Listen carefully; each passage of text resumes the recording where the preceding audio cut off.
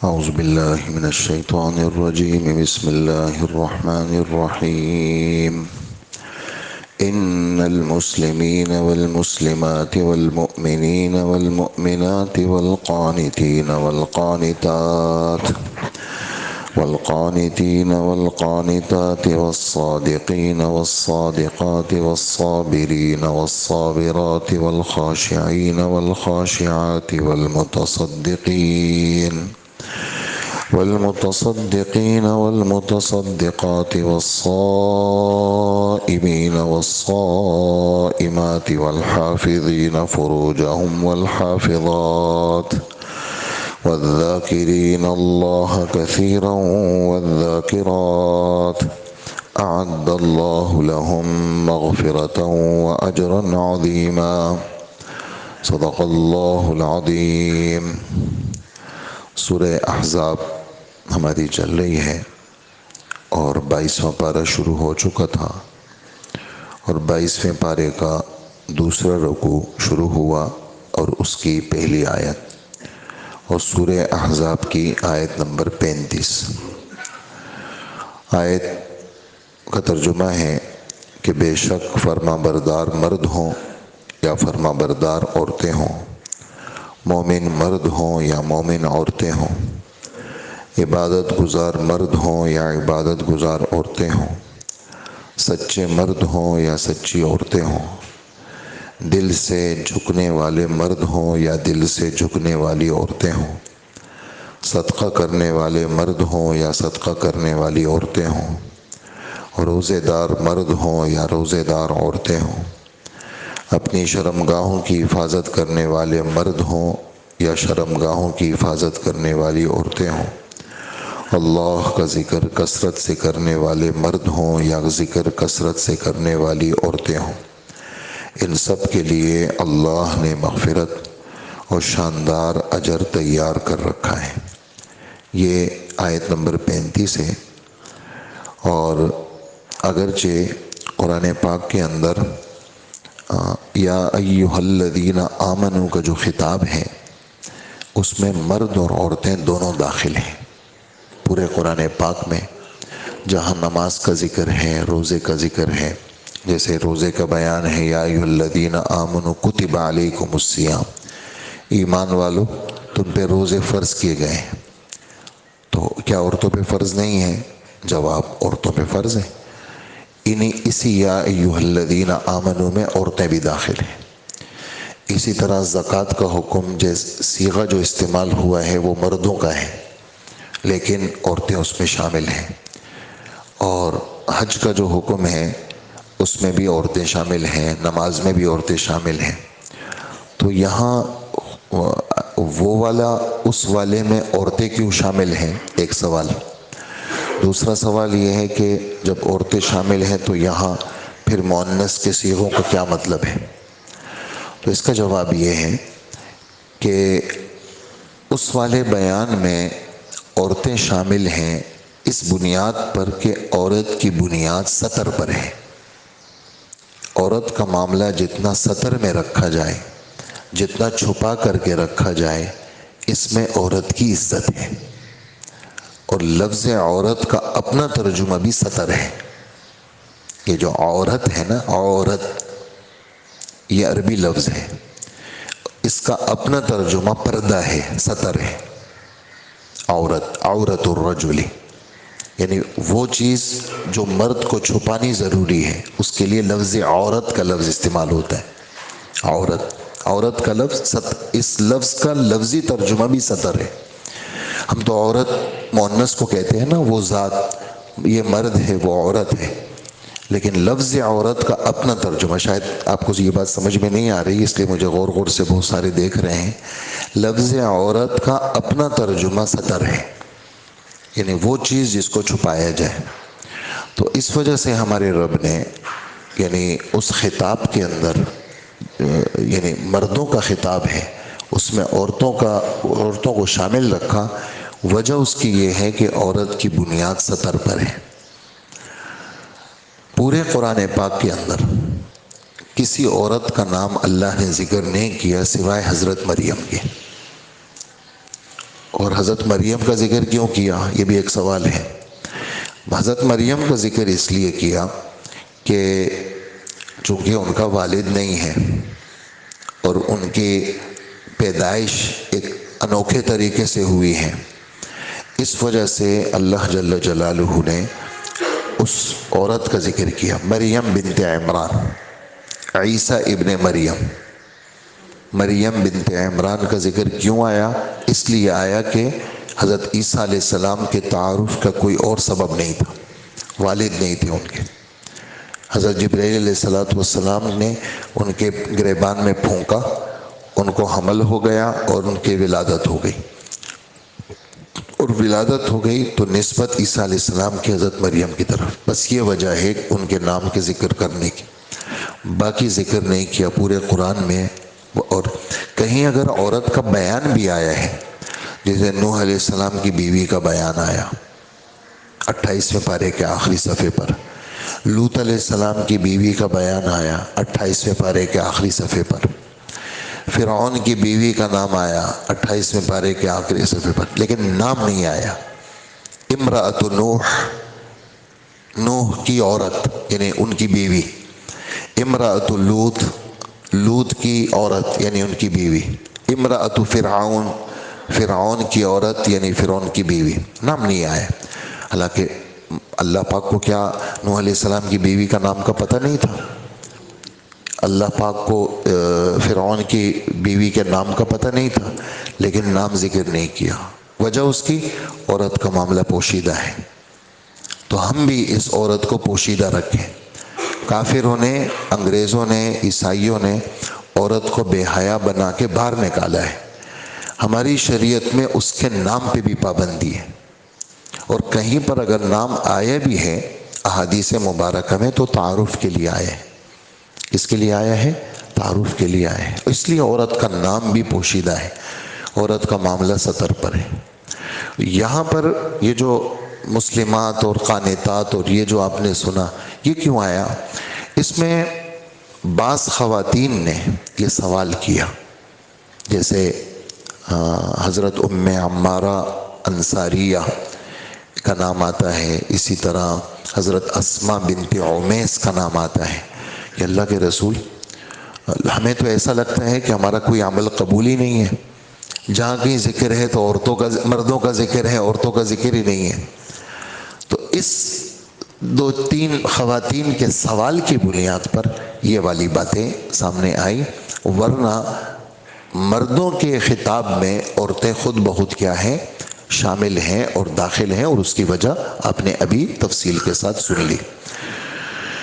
اور یہاں پر یہ جو باتیں آپ نے ابھی سنی کہ مسلمین، مسلمات، یہ بات آپ کے پاس سامنے بار بار آ چکی ہے کہ اسلام کا تعلق انسان کے ظاہر کے ساتھ ہے، اسلام کا تعلق انسان کے ظاہر۔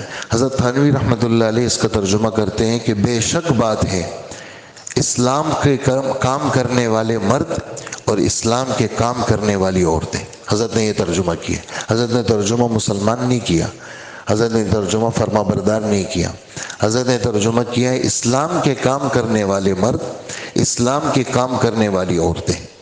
اسلام کا کام کیا کون کرتا ہے؟ ایمان والے، کلمہ شہادت کو زبان سے پڑھتے ہیں۔ اسلام کا کام کیا کرتے ہیں؟ نمازیں پڑھتے ہیں۔ اسلام کا کام کیا کرتے ہیں؟ روزے رکھتے ہیں، زکوٰۃ دیتے ہیں، حج کرتے ہیں۔ اسلام کا کام کیا کرتے ہیں؟ اللہ کے دین کو زندہ کرتے ہیں، اللہ کے دین کے محافظ ہیں، اللہ کے دین کی باتیں لوگوں کو بتاتے ہیں، اللہ کے دین کے لیے فکر مند رہتے ہیں، اسلام کے کام کرتے ہیں مرد اور اسلام کے کام کرنے والی عورتیں۔ اور ایمان والے مرد، ایمان والی عورتیں، اس کا کیا مطلب ہے؟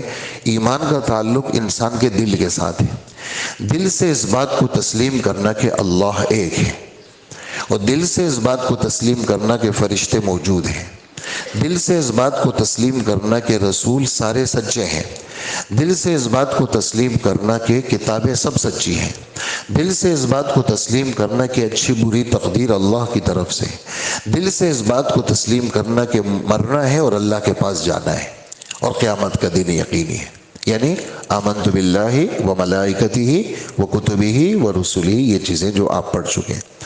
قانتین کا ترجمہ ہے فرما بردار، تابعدار، تابعداری کرنے والے، اپنے آپ کو اللہ کے حوالے کرنے والے، پابند شریعت۔ ہاں، آزادی نہیں ہے مذہب میں کہ بھئی میری آزادی ہے، نہیں، میں خدا کے حکم کا تابعدار رہوں گا، ابتدائی زندگی سے لے کر موت تک تابعدار، میرا سر جھکا رہے گا، میں سجدے میں بھی اللہ کے سامنے، میری زکوٰۃ بھی اللہ کے نام پہ، میں بیت اللہ جاؤں گا تو وہاں بھی تابعدار، میں ہسپتال میں ہوں وہاں بھی تابعدار، میں گھر میں ہوں وہاں بھی تابعدار، میں مارکیٹ میں ہوں وہاں بھی تابعدار، میں دکان میں ہوں وہاں، میں گاڑی چلا رہا ہوں وہاں بھی تابعدار۔ تابعداری کرنے والے مرد، تابعداری کرنے والی عورتیں، اور سچ بولنے والے مرد اور سچ بولنے والی عورتیں۔ تو سچائی کا تعلق حضرات لکھتے ہیں انسان کے قول کے ساتھ بھی ہے، انسان کے عمل کے ساتھ بھی ہے، عمل کا بھی سچا ہو اور بات کا بھی سچا ہو۔ کس کا سچا ہو بھائی، جواب دیں ذرا۔ عمل کا بھی سچا ہو اور بات کا بھی سچا ہو، جس کے قول اور فعل میں تضاد نہ ہو، یعنی باتیں تو کچھ کر رہے کرتا کچھ ہے، باتیں کچھ کرتا ہے اور کرتا کچھ ہے، نہیں، جو بات ہے وہ عمل بھی ہے سچا، باتوں کا بھی سچا اور عمل کا بھی سچا ہو۔ سچ بولنے والی عورتیں، سچ بولنے والے مرد، صبر کرنے والے مرد، صبر کرنے والی عورتیں۔ صبر کی 3 قسمیں ہیں۔ نمبر 1، گناہوں سے صبر کرنا، جی چاہ رہا ہے، اور لفظ صبر کا اپنا لغوی ترجمہ ہے اپنے نفس کو قابو میں رکھنا۔ کیا ترجمہ ہے؟ صبر، صاد با را، روکنا، کسی چیز کو قابو کرنا، روکنا۔ تو اپنے نفس کو روکنا کس چیز سے؟ گناہوں سے۔ اور اپنے نفس کو روکنا کس چیز کے اوپر؟ مصیبت آ گئی اس پہ صبر کر لیا۔ عمومی طور پر صبر، ہم آپ صبر مصیبت کے لیے کرتے ہیں، لیکن صبر کی 3 قسمیں ہیں۔ گناہوں سے صبر کرنا نمبر 1، نیکیوں پہ صبر کرنا۔ روزہ ہے، سخت قسم کی گرمی ہے اور رکھنا ہے، تو روزے پہ، روزہ نیکی ہے اس پہ جم گیا، میں صبر کر لیا میں نے۔ نماز ہے، نماز پہ جم گیا، حج ہے، حج پہ جم گیا، روزہ ہے، روزے پہ جم گیا۔ تو نیکیوں پہ جمنا اور گناہوں سے بچنے پر جمنا، جی چاہ رہا ہے گناہ کی طرف، گناہ نہیں کروں گا، تو نیکیوں پر جمنا اور مصیبتوں پہ اپنے آپ کو آپے سے باہر نہ ہونا، یعنی جم جانا، تھم جانا، رک جانا، اور مصیبتوں کے اوپر صبر کرنا۔ مصیبت پر صبر، نیکیوں پر صبر اور گناہوں سے صبر۔ صبر عن المعصیہ، صبر علی المصائب اور صبر علی الطاعات۔ تو صبر کرنے والی عورتیں اور صبر کرنے والے مرد۔ اور خاشعین والخاشعات، خشوع کا تعلق انسان کے دل کے ساتھ ہے، خضوع کا تعلق انسان کے بدن کے ساتھ ہے۔ تو یعنی دل سے جھکنے والے مرد، اور دل سے، یعنی اللہ کے رسول صلی اللہ علیہ وسلم دیکھ رہے ہیں ایک شخص کو نماز پڑھ رہے ہیں، کبھی سر کھجا رہے ہیں، کبھی گردن کھجا رہے ہیں، کبھی داڑھی پہ ہاتھ رکھ رہے ہیں، کبھی کیا کر رہے ہیں، تو آپ نے فرمایا اگر اس کے دل میں خشوع ہوتا تو اس کے ہاتھ پیر سکون سے ہوتے، اگر یہ دل سے اللہ کی طرف متوجہ ہوتا تو اس کے ہاتھ پیر میں سکون ہوتا۔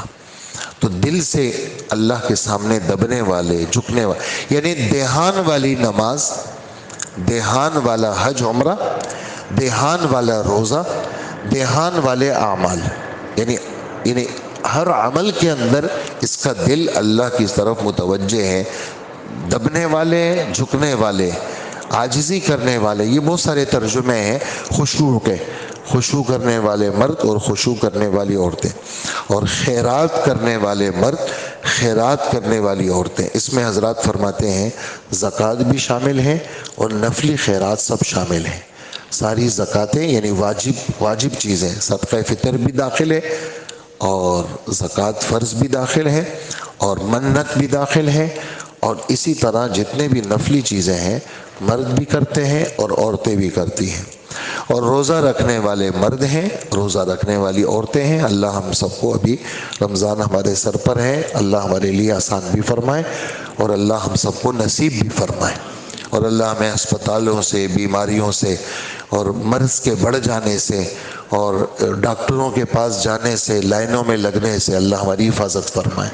اور تو روزہ رکھنے والے مرد ہیں، روزہ رکھنے والی عورتیں، اور اپنی عزت و ناموس کی حفاظت کرنے والے مرد، حیادار مرد، عزتوں کی حفاظت کرنے والے، شرم گاہوں کو غلط استعمال نہیں کرتے، جو حلال جگہ ہیں وہاں استعمال کرنے والے مرد اور وہاں استعمال کرنے والی عورتیں، اس لیے کہ اللہ جل جلالہ نے یہ پوری زندگی تابعداری کے لیے ہمیں پیدا کیا ہے کہ بندہ تابعدار رہے، عیاش نہ بنے، اور جو حلال چیزیں اللہ نے اس کو دی ہے اس میں وہ شریعت کا پابند رہے، ایسی عورتیں اور ایسے مرد۔ اور آخری فرمایا کہ زیادہ ذکر کرنے والے مرد اور زیادہ ذکر کرنے والی عورتیں۔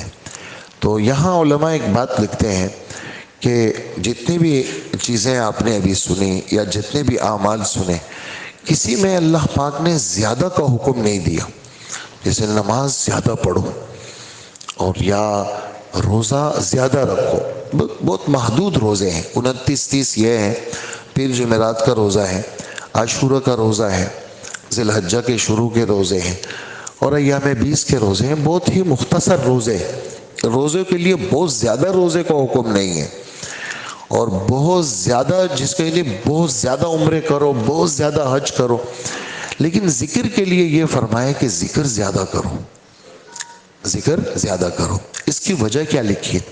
فرمایا پورے مذہب کی روح کیا ہے؟ وہ ہے اللہ کی یاد۔ اللہ کو غفلت سے نفرت ہے کہ ایک آدمی اللہ کا بندہ ہو کر کے غافل رہے، تو غفلت سے نفرت ہے اس اللہ پاک کو۔ تو پورے مذہب کی جان کیا ہے؟ مذہب کی جان اللہ کی یاد ہے۔ حضرت معاذ ابن انس کی ایک حدیث ہے رضی اللہ عنہ، بہت غور سے سنیے گا، بہت عجیب حدیث ہے کہ حضور صلی اللہ علیہ وآلہ وسلم سے پوچھا، اللہ کے رسول جہاد میں سب سے افضل جہاد کون سا ہے؟ تو آپ نے فرمایا جہاد میں افضل جہاد وہ ہے جس میں اللہ کا ذکر زیادہ ہو۔ اللہ کے رسول یہ حج عمرے کے اندر سب سے افضل حج عمرہ کون سا ہے؟ آپ نے فرمایا حج عمرے کے اندر سب سے افضل حج عمرہ وہ ہے جس میں اللہ کا ذکر زیادہ ہو، جس میں یعنی اللہ کے رسول کا فرمان میں آپ کو یہیں پر سناؤں حج عمرے کے بیان میں کہ ہمارے نبی فرماتے ہیں کہ یہ جو شیطان کو کنکر ماری جاتی ہے اور یہ جو صفا سے مروہ کے بیچ میں دوڑا جاتا ہے اور یہ جو طواف کے چکر لگتے ہیں اور یہ جو منی، عرفات، مزدلفہ حاجی لوگ جاتے ہیں، فرمائیں یہ سب کچھ کس لیے ہے؟ لِإِقَامَةِ ذِكْرِ اللَّهِ، تاکہ اللہ کا نام لیا جائے۔ اب دیکھو نا، کنکر تو آدمی یوں بھی مار لے نا، بس مار لی کنکر، اصل تو یہ مارنا ہے صرف، لیکن ہمارے نبی کیا فرماتے ہیں؟ کنکر مارو اور کہو بسم اللہ اللہ اکبر، یہ کرو۔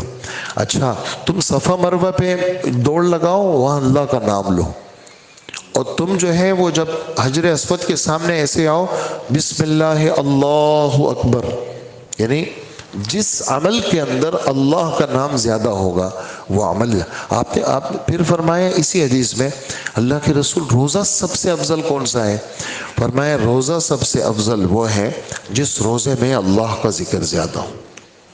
تو میں اور آپ زکوٰۃ نکالتے ہیں، ہم جب زکوٰۃ کی رقم الگ کر رہے ہوتے ہیں فوراً ہمارے دل دماغ میں کیا بات آتی ہے؟ یہ زکوٰۃ کی رقم ہے، یہ عبادت ہے، اور یہ میں اللہ کے لیے دے رہا ہوں۔ آتی ہے نہیں آتی؟ بالکل آتی ہے۔ مسلمان ایک عمل کر رہا ہے تو اس کے دل میں، اچھا ہم نے روزہ رکھا، صبح سے لے کر دوپہر کا وقت ہوا، مجھے بہت سخت پیاس لگی اور عصر کے وقت میں ایک بہت عجیب سی بھوک سی لگی، فوراً دل میں بات آئی کہ میرا تو روزہ ہے اور یہ روزہ میں نے اللہ کے لیے رکھا ہے، یہ روزہ میں نے کس کے لیے رکھا ہے؟ تو اور نماز تو ہے ہی ذکر۔ حضرت موسیٰ علیہ السلام پہ پہلی وحی جو نازل ہوئی، اقم الصلاۃ لذکری، موسیٰ نماز کو میرے ذکر کے لیے قائم کرو۔ اس لیے کہ نماز کے شروع، بالکل شروع میں جب ہم نماز شروع کرتے ہیں تو کیا کرتے ہیں؟ اللہ اکبر. کہاں سے شروع کرتے ہیں؟ اللہ اکبر.